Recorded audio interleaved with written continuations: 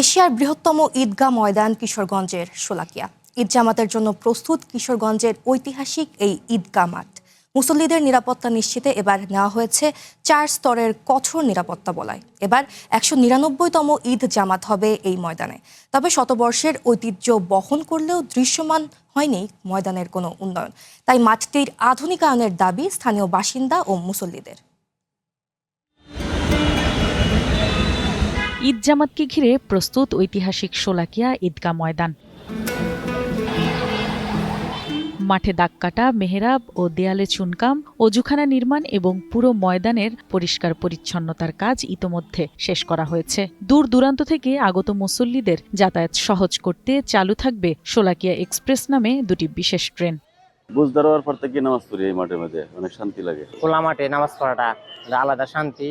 একসাথে সবাই একত্র নামাজ, লাখ লাখ মুসলমান একসাথে হয়ে নামাজ পড়া। লাইফে কোনো কিছুর গ্যারান্টি নাই, তাই ইন্স্যুরেন্স করুন সিটি ব্যাংকে। কারণ ইন্স্যুরেন্স করলে সিটিতে সুরক্ষা পাবেন নিশ্চিন্তে। অনেক আনন্দের বিষয়। ছোটবেলা থেকে দেখেছি দেশের বাইরে থেকে সৌদি আরব, পাকিস্তান, এশিয়ার অন্যান্য দেশগুলো থেকে এখানে মানুষ আসে এবং নির্বিঘ্নে নামাজ পড়ে। তবে শত বছরের ঐতিহ্য বহনকারী এই ঈদগাহ ময়দানের উন্নয়ন না হওয়ায় ক্ষোভ রয়েছে স্থানীয়দের মাঝে। মুসল্লি ও এলাকাবাসী জানান, প্রতি বছর লাখো মানুষের সমাগম হলেও মাঠের অবকাঠামোগত উন্নয়ন, আধুনিক সুযোগ সুবিধা বৃদ্ধি এবং স্থায়ী সংস্কারের উদ্যোগ এখনো দৃশ্যমান নয়। এদিকে নিরাপত্তা নিশ্চিতে নেওয়া হয়েছে কঠোর ব্যবস্থা। এই মাঠের সাম্প্রতিক দিনগুলোতে উন্নয়নের কোনো চোখে পড়ার মতো দৃশ্যমান ছিল না। ঈদ আসলে কিছুদিন আগে হয়তো পরিচর্যা করে, এটার ভিন্নতা বেশি দিন থাকে না, পরে আবার এটা বিলীন হয়ে যায়। কিছু বোম ডিসপোজাল টিম থাকবে, তারপরে বিভিন্ন ইউনিটকে আমরা ইনভাইট করেছি, যেমন র্যাব, তারপরে সিআইডি, পিবিআই, অন্যান্য ইউনিটগুলো থাকবেন এখানে। অ্যান্টি টেরোরিজমের ইউনিটও আছে যারা বোম ডিসপোজালের কাজ করবেন। নিরাপত্তা জোরদারের পাশাপাশি অসুস্থ মুসল্লিদের চিকিৎসার ব্যবস্থা রয়েছে বলে জানান জেলা প্রশাসক।